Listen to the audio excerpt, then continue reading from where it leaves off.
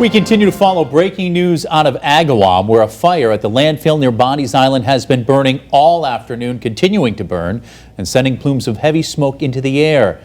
Good afternoon, everyone. Thank you for joining us for Western Mass News at 6. I'm Chris Pisano. And I'm Jordyn Jagalinzer. The billowing smoke can be seen from miles away. We have team coverage for you on the fire this evening with First Warning meteorologist Jana Brown keeping an eye on the sky. But first, we go to Western Mass News reporter Leon Purvis, who is live on that scene with the very latest. Leon? Jordyn, Chris, I just spoke with the Agawam fire chief moments ago, and he tells me that this is a 4-alarm fire and crews can be on scene for hours. Now let's take a live look at the scene right now.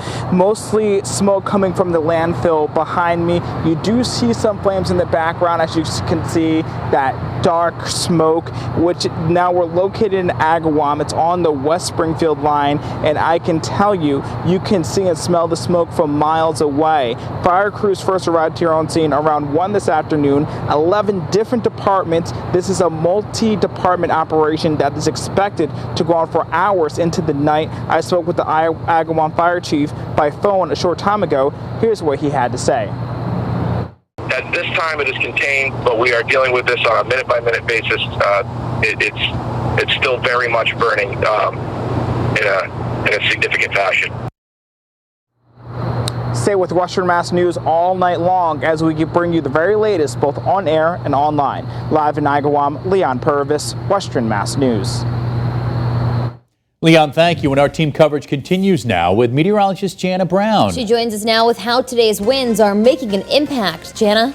Definitely cannot deny that it has been a blustery day out there today, guys. And we have some data coming from the Agawam and West Springfield areas. This is more sustained wind right now. You can see once you start getting into the hills of Westfield and farther out to the west, the wind gusts are definitely higher, but there is still some occasional wind gusts topping 20 miles an hour out there today. It's all coming in due south, so that smoke plume continues to move from Agawam through West Springfield, possibly even out toward East Hampton and Holyoke, Southampton as well, dealing with some of the plumes of smoke, so it may kind of cloud the sky a little bit because of that breeze. Now, as we take a look at your hour by hour, this is wind gust sustained. You can see how it gradually diminishes as we get closer to midnight, but it does not become calm. So we will keep a breeze as we head into the overnight hours, though it does lower significantly compared to right now. So that's the good news. We can see that smoke here in the background from our Six Flags Skycam, of course. We're at 67 degrees. Dew points are in the 40s. Relative humidity is at about 50%. So it's not as low as it usually is when we start talking about wildfire danger. Today was not a high-risk day, so of course there are other factors in play with that fire that I'm sure we're going to hear more about. Clear skies at the moment. There is some rain on the way, which could help the situation, but it looks like it's not going to get going until tomorrow morning. Through the rest of the evening, breeze continues out of the south with an increase in cloud cover. The clouds really kind of take over by sunrise, and that's when we'll start to see some scattered showers. We'll start off in the early morning in the 50s, so kind of a mild beginning to the day. Periods of rain will last all day on Friday, which should help the situation, and it's going to help the drought situation as well. That also not helping anything either. We have that significant drought across the area. We're going to have a little bit of improvement with that rain coming our way on Friday. We'll talk more details on how much rain is headed our way in just a few minutes. Back to you. Developing news now out of Springfield, where all school sports are on pause for 2 weeks after a student athlete tests positive for COVID-19. Western Mass News reporter Audrey Russo joins us now live in Springfield with more. Audrey. Health officials won't say what sport this student athlete played or what school they play for. They only said that the student athlete who tested positive has been asked to quarantine, and so have the close contacts that have been identified. Classes for the district have been remote so far, and health officials say they'll reach out to all student athletes with more information and more health and safety protocols moving forward. The city also announced today that Sear Arena in Forest Park has been closed due to a COVID-19 exposure earlier in the month. All hockey teams and others who use this facility are being contacted about the incident. The city did not specify if the positive case there was related to the school exposure.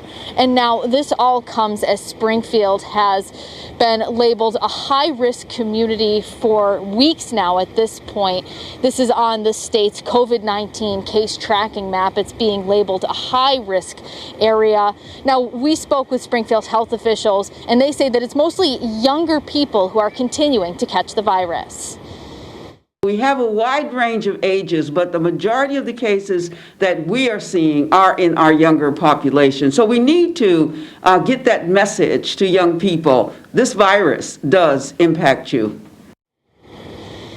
Now, Springfield school officials say that all the games that are being canceled for this 2-week period are going to be rescheduled for a later date. And we're also being told by city health officials that Sear Arena is going to be closed for a period of 2 to 3 weeks while they can undergo a deep cleaning. Live in Springfield, Audrey Russo for Western Mass News. Audrey, thank you for that live report. And we're also following developing news out of Chicopee. City leaders there holding a late afternoon press conference urging residents to crack down after an uptick in COVID-19 cases. Western Mass News reporter Lindsay Kane is live in Chicopee with more. Lindsay?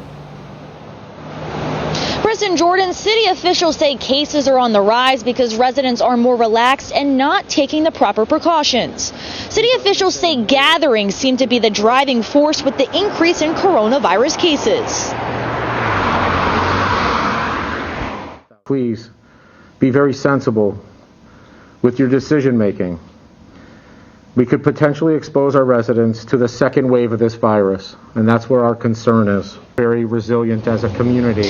In a press conference that wrapped up just over an hour ago, officials gave an update on the 5 police officers who have tested positive for the virus. No other officers have tested positive at this time, and 2 officers remain symptomatic. Taking a look at city schools, Superintendent Lynn Clark says 2 staff members at Chicopee Comp High School have also tested positive in the last week and a half, resulting in 21 students at home self-quarantining. She says no students quarantining have tested positive at this point. Officials say they want to crack down now to avoid having to make any changes to the city's hybrid learning plan. Live in Chicopee, Lindsay Kane, Western Mass News. Lindsay, thank you. And here's a look at today's numbers of COVID-19 cases. So far, the state reporting 568 new cases for a total number of 138,651. And there were also 23 more deaths today in the Bay State. The statewide death toll now stands at just under 9,500. Now to an update in the Holyoke Soldiers Home investigation following a COVID-19 outbreak which contributed to the deaths of at least 76 residents at the facility. The former Superintendent Bennett Walsh and the former Medical Director David Clinton will be arraigned on criminal neglect charges for their roles in the deadly outbreak. The arraignment is slated for Thursday, November 5th at the Hampden County Superior Court in Springfield. And for more coverage on the coronavirus emergency as it continues to develop, log on to our free Western Mass News streaming app. Now at 6, Springfield College students led a march this afternoon through campus to support anti-racist efforts. Students started marching from the President's House a little after noon. Western Mass News, we had a crew at the march. One student tells us their mission is to join the national movement against systemic racism and police brutality. In addition, students wanted to showcase that everyone is striving for greatness on campus. The only way that you can create real change, anywhere is to have a body of everyone. Seeing diverse faces, we're going to love to see it here. Just making sure that, all bodies of this campus are being covered and everyone's in this fight together because it's all about us. Dr. Mary Beth Cooper, the president of Springfield College, tells Western Mass News it's important for all students to feel comfortable and included on campus. It's a very exciting moment for our students and for the college. We are in the midst of doing a lot of listening and learning and acting. The president said there is great work to do that will make a difference not only for the current students, but also for the students who follow them.